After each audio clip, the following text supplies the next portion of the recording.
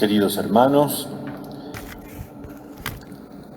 la pastoral de migrantes e itinerantes de la arquidiócesis también ha migrado y ha querido que compartamos desde la catedral esta jornada que generalmente celebramos en la parroquia de Nuestra Señora de Pompeya, cuya pastoral está a cargo de los misioneros de San Carlos Borromeo, conocidos con el nombre de escalabrinianos por su fundador.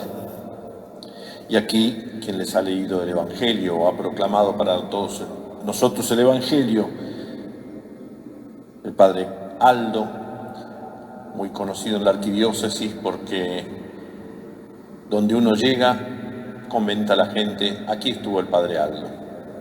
Y también su párroco, padre Monel de Haití, Aldo de Brasil, padre Monel de Haití, una muestra precisa, preciosa de este carisma que enriquece a esta arquidiócesis de Bahía Blanca.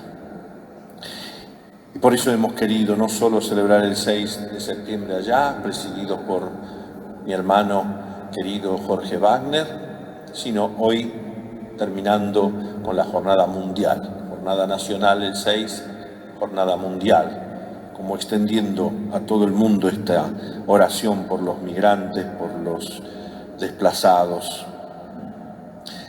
El Evangelio de hoy, en realidad todas las lecturas pueden ser comprendidas sobre todo a través de un episodio que en el Evangelio de Mateo, y no solo precede a esta pequeña parábola de los dos hijos.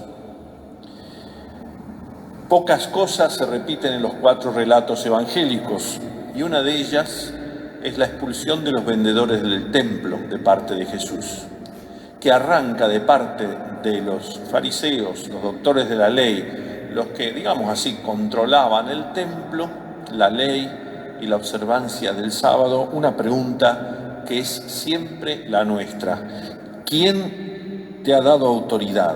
¿Con qué autoridad haces estas cosas? Jesús hace una repregunta, díganme ustedes con qué autoridad predicaba Juan el Bautista, la de Dios o la de los hombres. Y los que lo habían interrogado a Jesús no se animaron a responder porque si decían la de Dios, Jesús responderá porque no le creyeron. Si decían la de los hombres, el pueblo se va a enojar porque todo el pueblo lo tenía como un gran profeta. Y él respondió, Jesús, yo tampoco entonces le voy a contestar. Pero comienza con este texto, la parábola de los dos hijos.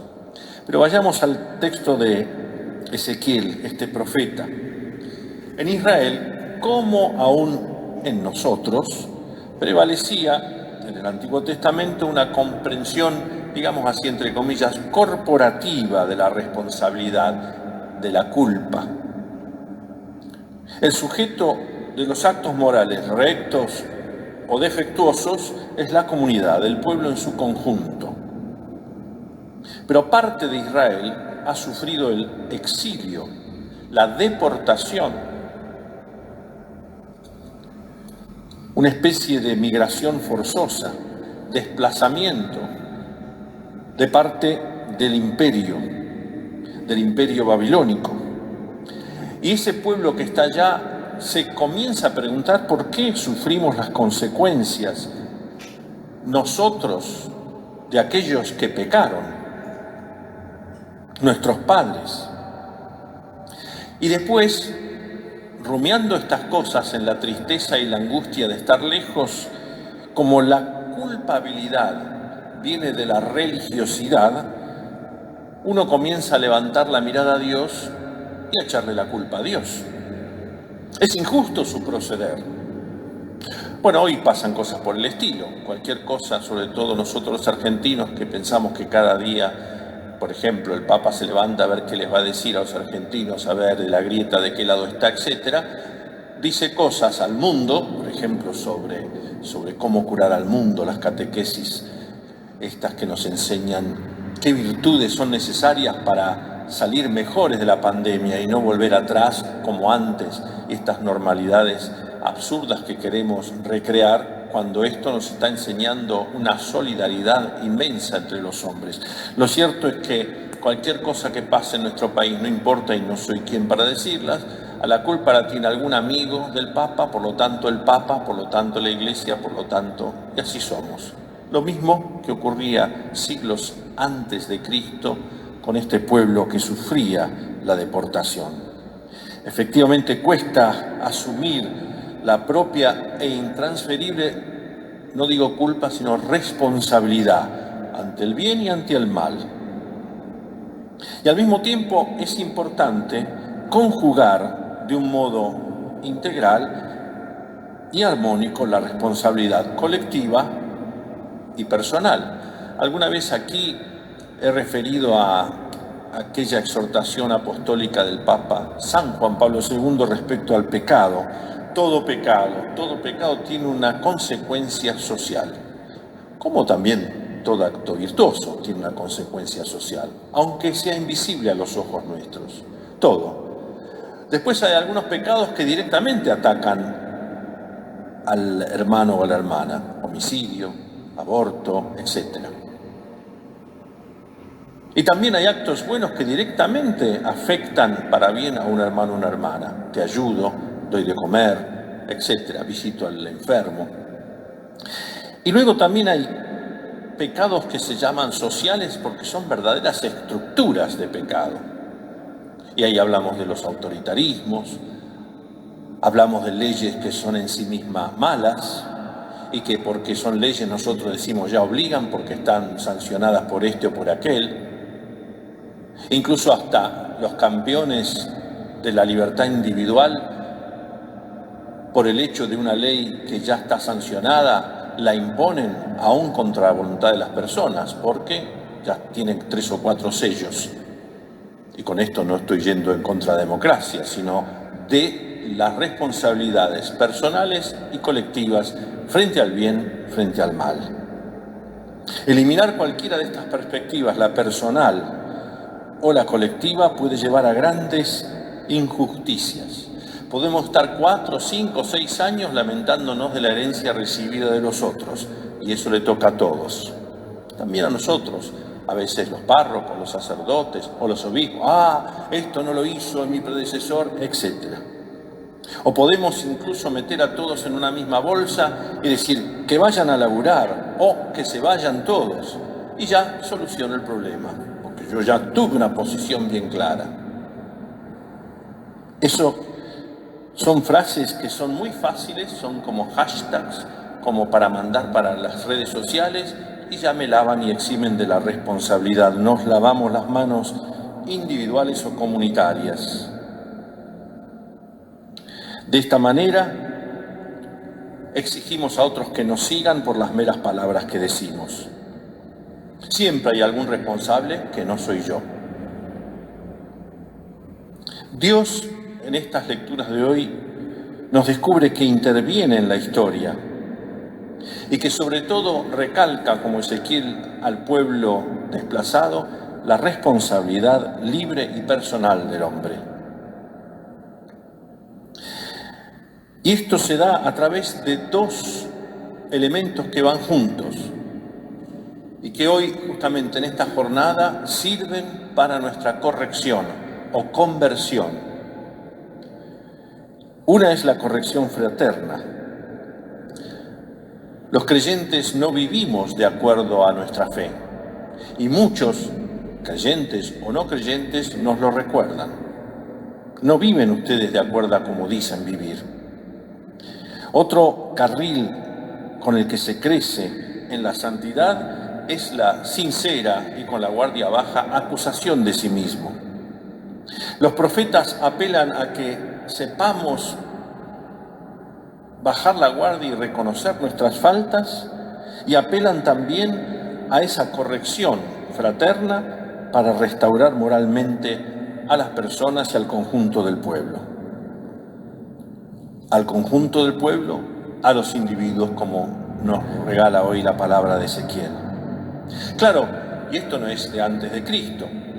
¿Por qué haces eso? Y todo el mundo lo hace. Ahí me escondo, no me escondo, sino me escondo. Todo el mundo lo hace y ya estoy tranquilo.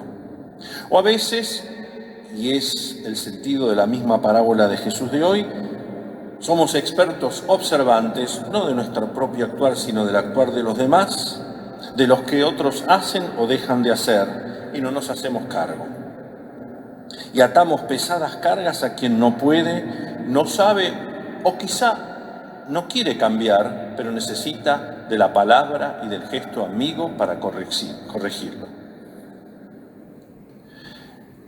Muchas gentes, muchos pueblos, no solo en Argentina, en todo el mundo pide trabajo, tierra, techo.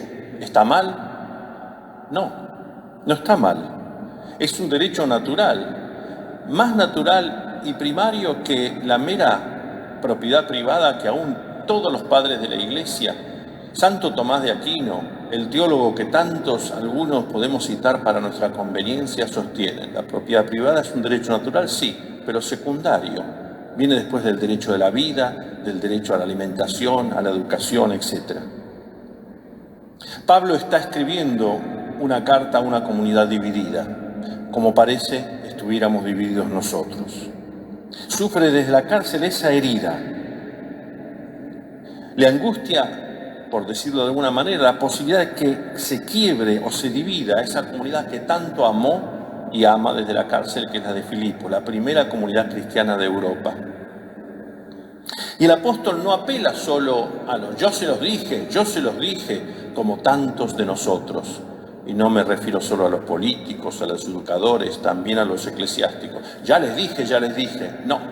No apela solo a lo que él les ha predicado, sino a que vivan los mismos sentimientos de Cristo. Tomando en serio la vida comunitaria o fraterna, con este himno en honor a Cristo tan antiguo, que él toma para que nosotros los cristianos sepamos evitar esas rivalidades, competencias, deslealtades, llamarlo grietas, llamarlo muros, llamarlo como quieras. ¿Y cuál es el punto de referencia para esta vida armoniosa? Los sentimientos de Cristo. Vivamos un mismo itinerario, no de palabra, sino vital. Doctrina y vida, fe y vida. Ahora sí se entiende mejor, a pesar de que es muy clara la parábola, tanto que hasta los mismos interlocutores de Jesús le reconocen. ¿Qué les parece? Un viñador tiene 2 hijos, etc. Uno dice sí, pero no va. El otro dice no, pero reflexiona y va. ¿Quiénes son? Juego con las palabras iniciadas en la letra P por regla memotécnica. Los piadosos. ¿Está mal ser piadoso? No, pero si vos ya te la crees, ya es una piedad externa, vacía de interior. Públicamente nos mostramos, nos proponemos como los primeros, presumimos, no como los otros que no vienen a misa, que no van esto, que no van el otro. Y los proscritos, entonces, que siguen siendo proscritos hoy.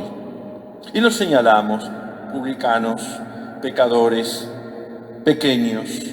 Los pequeños no son de estatura, ni solo los niños, sino aquellos que son considerados menos. Prostitutas, paganos, pobres. Los dirigentes podemos llevar un culto hermoso pero vacío, que no se traduce en una vida comprometida con Dios y con los hombres. Los que no vienen están equivocados. Entonces a mí sería mucho más fácil predicarles a los que no vienen para darles contentos a los que vienen y que me digan así. Luego de ¿qué les parece? Jesús dice, les aseguro. Pocas veces Jesús dice les aseguro. Siempre ejemplo, una palabra, sugestiona en el sentido de invita. Les aseguro, en verdad les digo.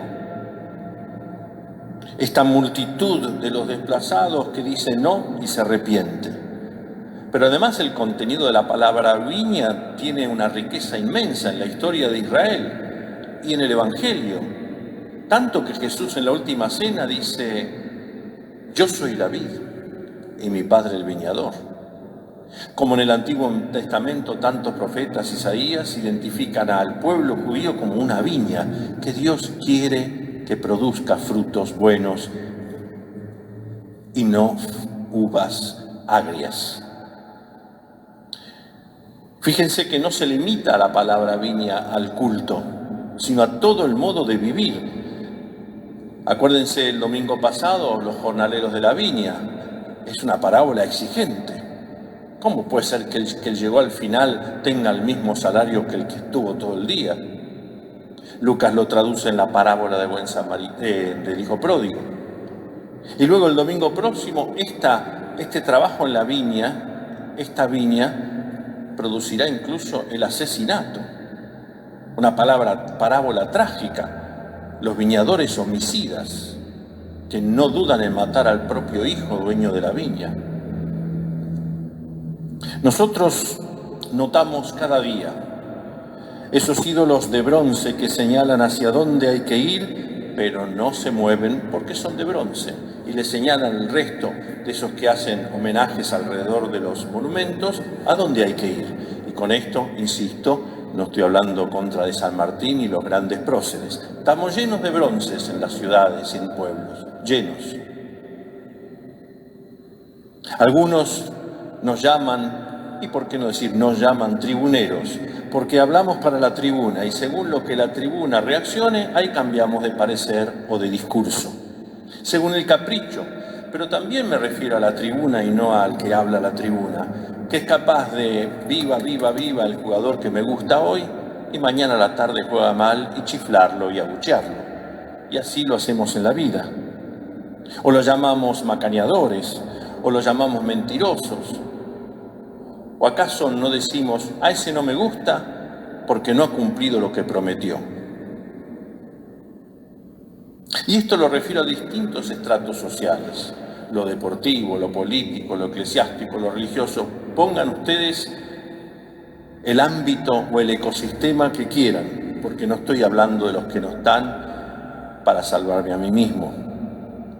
No, Jesús no busca una obediencia facilonga o aparente, o el mero entusiasmo momentáneo, o una disponibilidad, sí, claro, pero es hipócrita, que no concluye. Lo dirá en otro texto del Evangelio: no es el que me dice Señor, Señor, el que va a entrar en el reino de los cielos, sino el que escucha y hace o cumple la voluntad de mi Padre. Acuérdense cuando le dice, Señor, tu madre te está buscando. ¿Quién es mi madre? ¿Quiénes son mis hermanos? Los que escuchan la palabra y la ponen en práctica. Y cuando aquella anónima mujer le dice, dichosos el seno que te llevó y los pechos que te amamantaron, como un poco envidiosa de quién será tu madre, hombre, que eres tan bueno. Dichosos más bien, de vuelta en Lucas, los que escuchan la palabra y la ponen en práctica. Atención, que con esto no estoy diciendo ni el Evangelio que el que dice que no es mejor que el que dice que sí y no va. Jesús apunta a la conversión a aquel que cambió y se dio cuenta que estuvo mal y va. Porque podemos caer en el fariseísmo del pecador, de uno. Bueno, Dios prefiere a los pecadores, yo soy pecador. ¿Y qué? Ya está. No solo sumé el pecado, sino el otro que es el del fariseísmo. Eso no es lo que Jesús propone en el Evangelio. Jesús propone en el Evangelio la paciencia de Dios y su misericordia que espera. Como bien decía en la misa inaugural de su pontificado Benedicto XVI, sufrimos por la paciencia de Dios. ¿Por qué sufrimos? Porque nosotros queremos todo ya. Todo ya. Lo querés, lo tenés. Y ahora comprendemos un poco más esto de la jornada de migrantes, itinerantes o desplazados. La situación actual mundial y también de Argentina está llena de fricciones, emergencias humanitarias. Muchas se deben a perturbaciones climáticas, de esta casa común que nosotros mismos no respetamos y provocamos desastres. Y los primeros que deben mudarse, emigrar, huir, son los que no tienen nada. Otra vez son decisiones políticas, la ansia de control y de poder, que producen un montón de anónimos que tienen que huir. No hay trabajo, no hay techo, no hay pan,